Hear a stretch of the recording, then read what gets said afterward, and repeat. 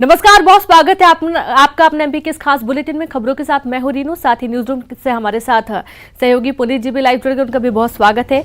तो सबसे पहले हम खबर के लिए सीधे रुक करेंगे न्यूज रूम का। पुनीत जी, ओवर टू यू। शुक्रिया रीनू आपका। और बात सबसे पहले मुख्यमंत्री शिवराज सिंह चौहान की करते हैं। मुख्यमंत्री शिवराज सिंह चौहान ने आज प्रधानमंत्री आवास के हितग्राहियों को बड़ी सौगात दी है। प्रदेश के करीब 3.5 लाख से ज्यादा हितग्राहियों को मुख्यमंत्री शिवराज सिंह चौहान की तरफ से 875 करोड़ की रकम ट्रांसफर की गई है। इसके अलावा मुख्यमंत्री शिवराज सिंह चौहान ने संवाद के दौरान छतरपुर की मुन्नी बाई जो दिव्यांग हैं उनके लिए कलेक्टर को कृत्रिम हाथ लगाने के निर्देश दिए हैं। सीएम ने संबोधन में रिश्वतखोर अधिकारियों कर्मचारियों को फिर चेताया, कहा कि सरकारी आवास में रिश्वतखोरी नहीं चलेगी, ऐसे लोगों को नौकरी करने लायक नहीं रहने दिया जाएगा, दलालों को जेल भेजा जाएगा। इस मौके पर सीएम ने ऐलान किया कि हर गांव का मास्टर प्लान बनाया जाएगा, समरस गांव का दर्जा भी मिलेगा, गांव का जन्मदिन मनाया जाएगा, गांव को स्मार्ट हमें बनाना है, ग्रामीणों को रोजगार के लिए ट्रेनिंग भी दी जाएगी। उन्होंने ये भी कहा है कि अपने गाँव जैत का जन्मदिन नर्मदा जयंती के मौके पर मनाया जाएगा।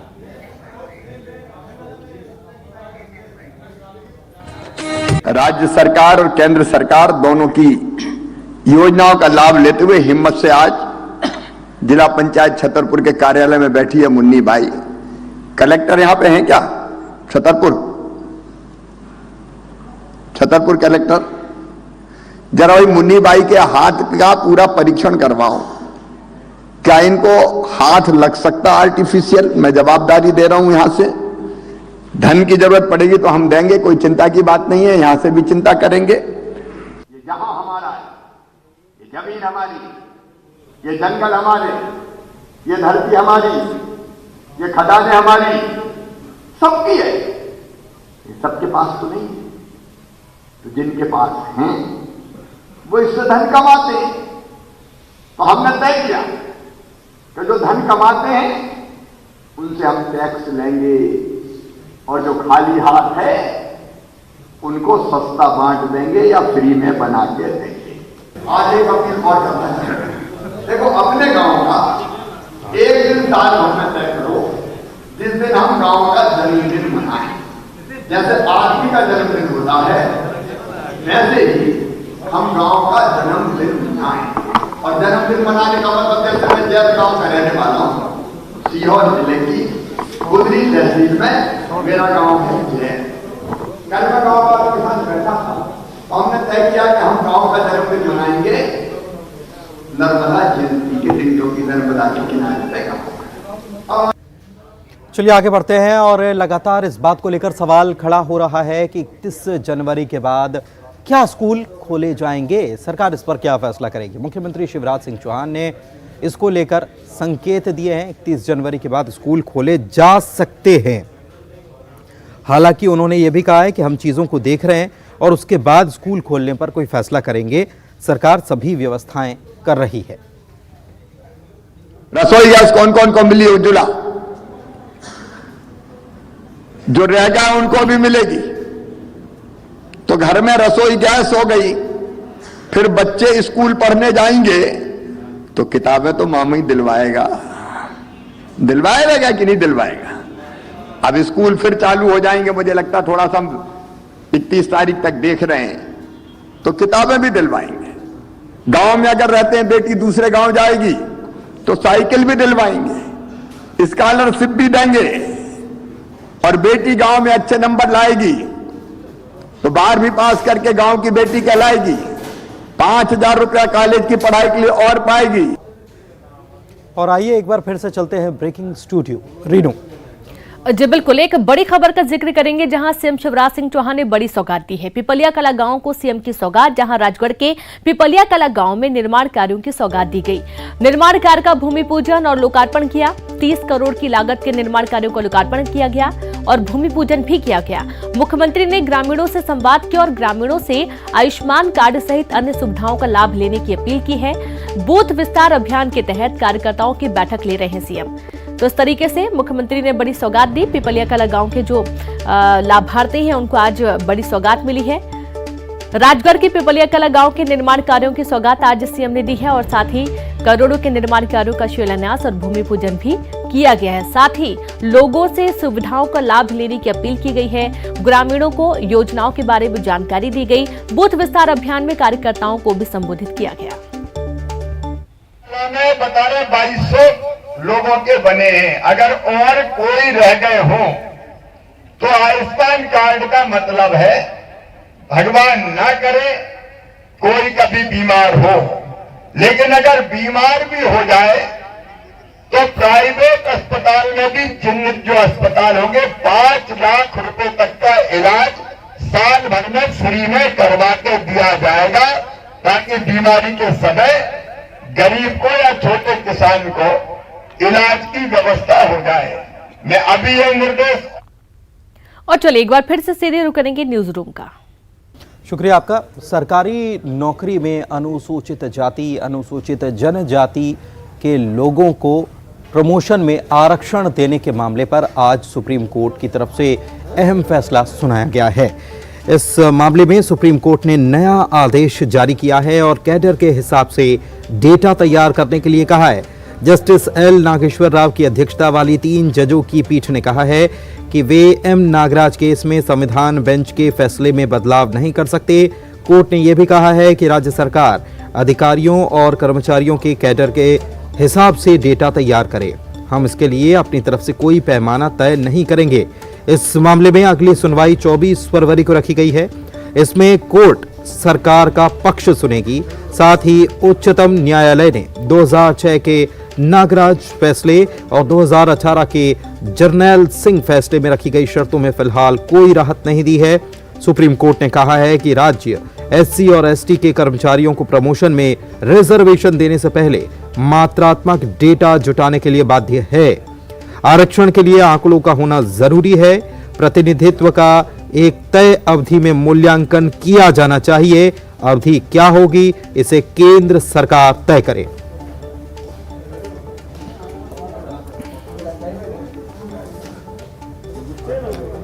और इधर कर्मचारी संघ के नेताओं का सुप्रीम कोर्ट के फैसले पर कहना है कि आज कोर्ट से किसी बड़ी खुशखबरी का इंतजार था, लेकिन ऐसा हुआ नहीं।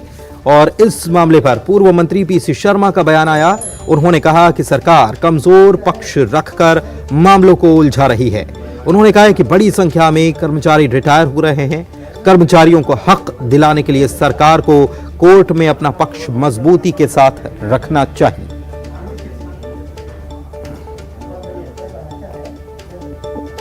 देखिएगा, आज का जो दिन था वो मध्य प्रदेश के कर्मचारी जगत के लिए बहुत महत्वपूर्ण दिवस था और सुबह से ही कर्मचारियों में भारी उत्साह था कि जो 6 वर्षों से पदोन्नति मध्य प्रदेश की सरकार ने रोक करके रखी है, शायद आज उसके ऊपर से रोक हटे। परंतु जिस प्रकार से फैसला आया है, उस फैसले से कर्मचारियों जगत में काफी निराशा है। सुप्रीम कोर्ट या हाई कोर्ट हो, सरकार जो पैरवी करती है, इसका किसी भी कर्मचारी को न आरक्षण में प्रमोशन देने की नीयत है, न ही प्रमोशंस लोगों को मिल जाए सभी कर्मचारियों को। उसमें ये इसने हमेशा बाधा डाली है, चीजों को कोर्टों में उलझाया हुआ है। और इस पूरे मामले को लेकर बीजेपी की तरफ से क्या प्रतिक्रिया आई है, आइए आपको सुनवा रहे हैं। भारतीय जनता पार्टी की सरकार सुप्रीम कोर्ट के आदेश के अनुसार, निर्णय के अनुसार उसके अध्ययन करते हुए आगे बढ़ने का काम कर रही है। लगातार उसके फॉलोअप में अलग अलग प्रकार की मीटिंग हो रही है और निश्चित तौर पर हम जो अपेक्षाएं सुप्रीम कोर्ट की हैं या समाज की हैं या कर्मचारियों की हैं, उनको समन्वय और संतुलन के साथ में पूरा करने का काम करेंगे। और चलिए एक बार फिर से चलते हैं ब्रेकिंग स्टूडियो रेनू के पास। Renu, over to you. बिल्कुल पुनीत, और एक अहम खबर है जहां प्रदेश के बहुचर्चित भय्यू महाराज सुसाइड केस में 3 साल बाद फैसला आ गया है। इंदौर जिला कोर्ट के न्यायाधीश धर्मेंद्र सोनी ने केयर टेकर पलक, मुख्य सेवादार विनायक, ड्राइवर शरद को दोषी ठहराया है। तीनों का 6-6 साल कैद की सजा सुनाई गई है और पूरे मामले में अभियोजन ने 32 गवाह कोर्ट के सामने पेश किए गए। भय्यू महाराज की दूसरी पत्नी आयुषी, बेटी कुहू और बहन समेत डॉक्टर पवन राठी के बयान भी हुए थे।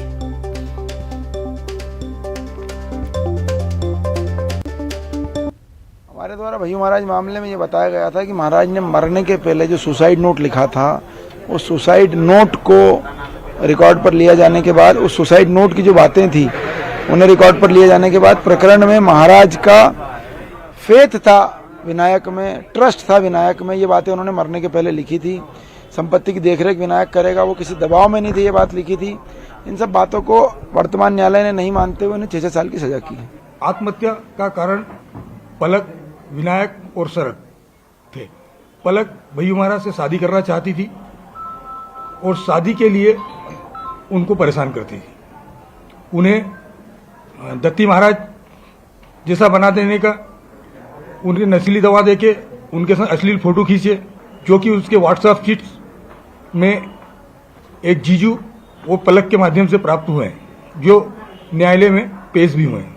न्यायालय द्वारा आज भय्यू महाराज के केस में विनायक, शरद और पलक को 6-6 साल की सजा सुनाई गई है। तो सुना आपने, तीनों दोषियों को 6-6 साल की सजा सुनाई गई है। और सीधे अब रुक करेंगे कुछ और अहम खबरों के लिए न्यूज रूम का। पुनीत जी, ओवर टू यू। शुक्रिया रीनू आपका। और बात करते हैं प्रदेश के गृह मंत्री नरोत्तम मिश्रा की। उन्होंने आज मीडिया से बातचीत की और उन्होंने कहा कि जैसे जैसे उत्तर प्रदेश के चुनाव नजदीक आते जा रहे हैं, वैसे वैसे टुकड़े टुकड़े गैंग का पर्दाफाश होता जा रहा है।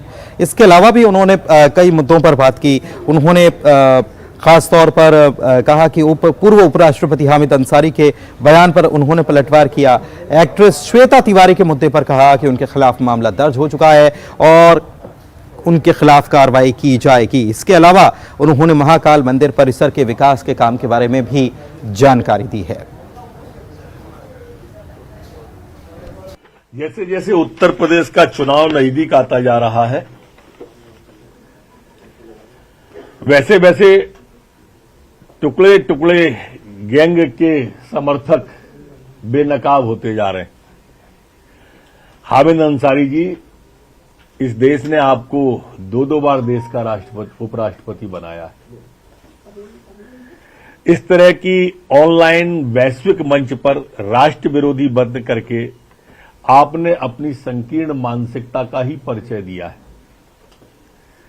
कांग्रेस के नेता, चाहे कमलनाथ हो जो महान भारत को बदनाम भारत कहते थे, चाहे दिग्विजय सिंह जी हो, चाहे कांग्रेस के नेता सलमान खुर्शीद हो, चाहे कांग्रेस के नेता राशिद अल्वी जी हो, किसी भी स्तर पर ये राष्ट्र विरोधी बात करने या राष्ट्र को अपमानित करने का कोई मौका नहीं छोड़ते हैं। श्वेता तिवारी जी पर 295A आईपीसी की धारा के तहत मुकदमा दर्ज कल हुआ है। इसके बाद में अगली कार्रवाई की जाएगी। हमारे जो 12 ज्योतिर्लिंग हैं, उनमें से एक हमारे बाबा महाकाल का है। पूरे देश की आस्था है बाबा महाकाल से जुड़ी हुई है। वैश्विक क्षितिज पर भी लोग आते हैं, क्षितिज से लोग आते हैं और इसलिए वहां का जीर्णोद्धार का कार्य बहुत तेजी से चल रहा है। माननीय शिवराज सिंह जी खुद उसकी मॉनिटरिंग करते हैं। तो सुना आपने, गृह मंत्री ने भी कहा। वैसे आपको बता दें कि एक्ट्रेस श्वेता तिवारी जो हैं, 2 दिन पहले उन्होंने भोपाल में बयान दिया था और जो बयान दिया था वो इतना उन पर भारी पड़ गया है कि अब उनकी मुश्किलें बढ़ने वाली हैं, क्योंकि भोपाल के श्यामला हिल्स थाने में उनके खिलाफ मामला भी दर्ज कर लिया गया है। प्रदेश के गृह मंत्री ने उनके बयान को सुनने के बाद आपत्ति जताते हुए भोपाल पुलिस कमिश्नर को पूरे मामले पर रिपोर्ट देने के लिए कहा था। उनके निर्देश के बाद यह तय हुआ कि श्वेता तिवारी का बयान धार्मिक भावनाओं को ठेस पहुंचाने वाला था। इस पूरे मामले को लेकर श्यामला हिल्स थाने में मामला दर्ज किया गया है।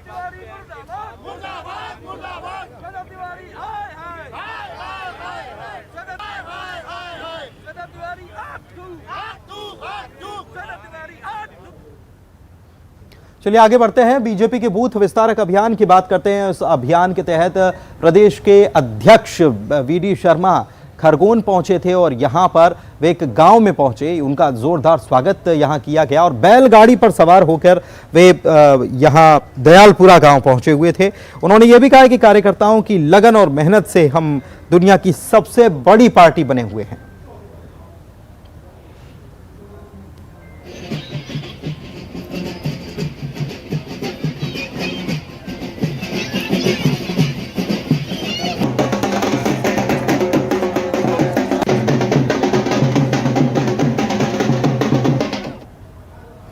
इधर मंदसौर के बीजेपी विधायक हैं यशपाल सिंह सिसोदिया और उन्होंने निशाना साधा है पूर्व मुख्यमंत्री पीसीसी चीफ और नेता प्रतिपक्ष कमलनाथ पर। उन्होंने कहा है कि 1984 के दंगों के मुख्य सिख दंगों के आरोपी को आखिर कौन बचा रहा है, कांग्रेस को यह साफ करना चाहिए। 1984 की वह घटना जो हृदय विदारक थी और जिसको लेकर के पूरे देश में और विदेशों में जिसकी भर्त्सना की गई थी, और सिख विरोधी दंगों के मामले में अगर कल मध्य प्रदेश के पूर्व मुख्यमंत्री, नेता प्रतिपक्ष और प्रदेश कांग्रेस के अध्यक्ष श्री कमलनाथ जी के खिलाफ कार्रवाई की मांग को लेकर के दिल्ली की हाई कोर्ट में मननजीत सिंह सिरसा की याचिका दायर होती है, उस याचिका पर एसआईटी को नोटिस जारी करने की मांग और उसका जवाब मांगा जाता है, तो मैं समझता हूँ विषय बहुत गंभीर है। और तब जब चर्चा होती है, छींटें उड़ते हैं और कमलनाथ जी का प्रत्यक्ष या अप्रत्यक्ष रूप से नाम आता है, और ऐसे में एसआईटी से जवाब मांगे जाने को लेकर क्योंकि दिल्ली हाईकोर्ट में याचिका दायर होती है, तो देखिए ये ऐसी घटना है जिसके बारे में स्वयं कमलनाथ जी को आगे बढ़ करके इस बात का स्पष्टीकरण देना चाहिए, इस बात का जवाब देना चाहिए, क्योंकि जवाब तो देना पड़ेगा, इसलिए कि जनता भी चाहती है, अन्य जनप्रतिनिधि भी चाहते हैं, और दूध का दूध और पानी का पानी होना। और चलिए आगे बढ़ते हैं और बात करते हैं एनएसयूआई के प्रदर्शन की। भोपाल में एनएसयूआई की तरफ से बिहार और उत्तर प्रदेश के आरआरबी के जो छात्र हैं उन पर जो कार्रवाई हुई है उसको लेकर विरोध दर्ज कराया गया और पीसीसी दफ्तर के बाहर ये विरोध दर्ज कराया गया। यहां प्रदर्शन किया गया। इस दौरान पुलिस और एनएसयूआई के कार्यकर्ताओं के बीच झड़प भी देखने को मिली। आपको हम स्क्रीन पर दिखा रहे हैं झड़प और टकराव की कुछ तस्वीर।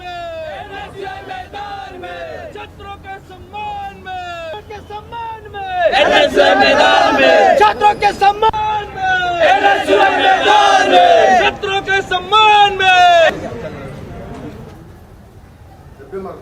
और एनएसयूआई का विरोध ग्वालियर में भी देखने को मिला। दरअसल आपको बता दें कि एनएसयूआई के कार्यकर्ता ग्वालियर के जीवाजी यूनिवर्सिटी में काफी हंगामा कर रहे थे और इस दौरान जो वहां के कलेक्टर जो हैं वो वहां पहुंच गए और कलेक्टर ने उनको सबक सिखाया। कलेक्टर ने हंगामा कर रहे छात्रों से कहा कि पढ़ाई के बजाय नेतागिरी क्यों कर रहे हो। इस दौरान कलेक्टर ने एनएसयूआई कार्यकर्ता से सवाल जवाब भी किए। कलेक्टर ने हंगामा कर रहे एनएसयूआई प्रदेश अध्यक्ष शिवराज यादव को गिरफ्तार भी करवाया। सुनो पहले, आप मत बोलो। मैं एलएलएम कर चुका हूँ। एलएलएम कर चुके हो? पीजीडीसीए कंप्लीट हो गया? जी पीजीडीसीए चल रहा है मेरा अभी। अब पीजीडीसीए कर रहे हो? एलएलएम करने के बाद पीजीडीसीए कर रहे हो? चल रही है संजय शर्मा जी की वहाँ। कहाँ? संजय शर्मा जी के। कौन सी यूनिवर्सिटी, मतलब किस advocate Sanjay sir high court में कर रहे हो कि उसमें? ओल्ड हाई कोर्ट में। अभी ओल्ड हाई कोर्ट में कर रहे हो? अच्छा, क्या स्पेशलाइजेशन क्या है? अभी केवल उनके वहाँ बैठना शुरू किया है। स्पेशलाइजेशन बताओ यार, किस चीज में उसमें क्या? क्रिमिनल के उसमें मैं कर रहा हूँ। क्रिमिनल में किया हुआ है तो चलो ये अगर ऐसे 4 लोग इकट्ठे होते हैं तो उसको क्या कहते हैं बताओ? कौन 144 का उल्लंघन? नहीं, धारा 144 नहीं है। धारा 144 तो कलेक्टर लगाता है। धारा 144 तो धारा 144 लगी नहीं है। इलीगल अगर जमावड़ा होता है तो कौन सी धारा लगती बताओ? इलीगल जमावड़े की धारा। सुनो अरे पहले इन लोग पढ़े क्या है? मैं भी पढ़ाई किया हूँ यूनिवर्सिटी में, तो मैं इलाहाबाद यूनिवर्सिटी का पढ़ा हुआ हूँ, इसलिए पूछ तो लो। और यहाँ वक्त एक छोटे से ब्रेक का हो चला है। जल्द लौटेंगे कुछ और खबरों को लेकर, बने रहिए।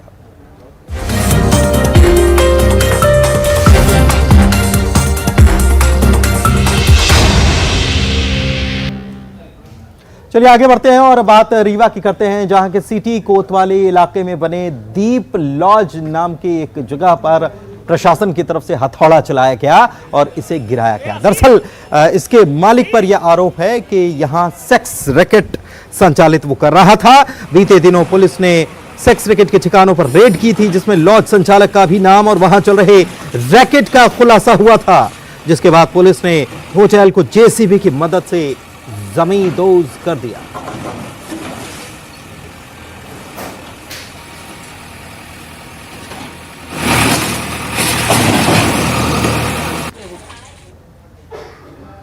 आगे बढ़ते हैं, इंदौर के खजराना क्षेत्र की बात करते हैं, जहां पर घर के बाहर सीसीटीवी कैमरा लगाया गया था और इसी बात को लेकर यहां पर विवाद हो गया था। इस बात की खबर हमने आपको दिखाई भी थी। इसके सीसीटीवी फुटेज भी कुछ सामने आए हैं। नाराज एक पक्ष ने दूसरे पक्ष के जिसके घर पर सीसीटीवी लगा था वहां पथराव किया। हंगामे और पथराव की पूरी वारदात सीसीटीवी में कैद है। पीड़ित परिवार कह रहा है कि उनके घर के बाहर कुछ संदिग्ध और आपराधिक प्रवृत्ति के लोग आए दिन जमा हो जाते हैं, जिसके चलते ये सीसीटीवी लगवाया गया। लेकिन उनके घर के सामने रहने वाले परिवार को यह बात रास नहीं आई। उनके घर आकर हंगामा और तोड़फोड़ कर दी गई। खजराना पुलिस ने मामला दर्ज कर लिया है और जांच की जा रही है।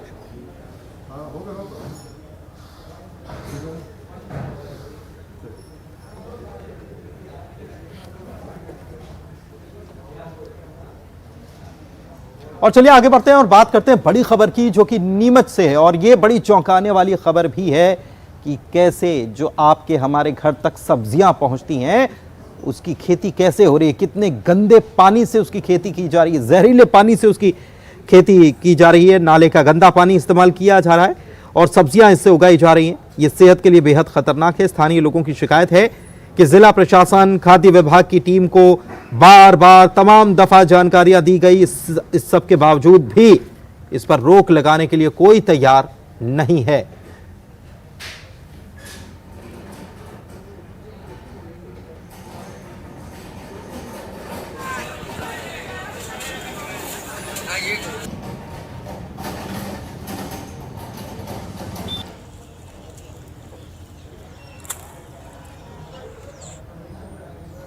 चलिए बात टीकमगढ़ की करते हैं और तस्वीरें आपको दिखाते हैं। टीकमगढ़ में एक शादी समारोह में जा रही एक महिला से मंगलसूत्र उसके गले से झपटने की वारदात सामने आई है।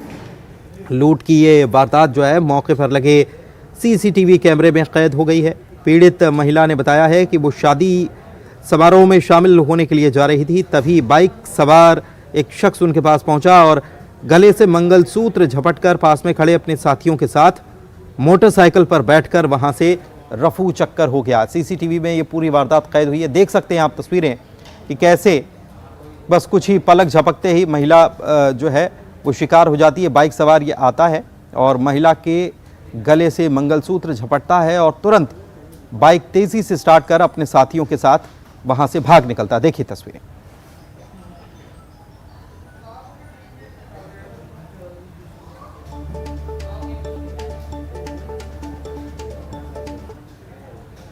दमोह की बात करते हैं, पथरिया से खबर, जहां पर तेंदुआ अब तक पकड़ में नहीं आ सका। 6 लोगों को यह घायल कर चुका है और काफ़ी वक्त इसको बीत चुका है, लेकिन इसके बावजूद इसे वन विभाग अब तक पकड़ने में नाकाम रहा है। इसको पकड़ने के लिए पन्ना टाइगर रिजर्व की टीम अब ड्रोन कैमरे की मदद ले रही है, लेकिन चालाक तेंदुआ वन विभाग को लगातार चकमा दे रहा है। कभी घनी झाड़ियों में भाग जाता है, कभी अचानक से रिहायशी इलाके के करीब पहुंचकर लोगों पर हमला करता है। गांव के आसपास तेंदुए की मौजूदगी की खबरों के बीच गांव वालों में दहशत का माहौल है।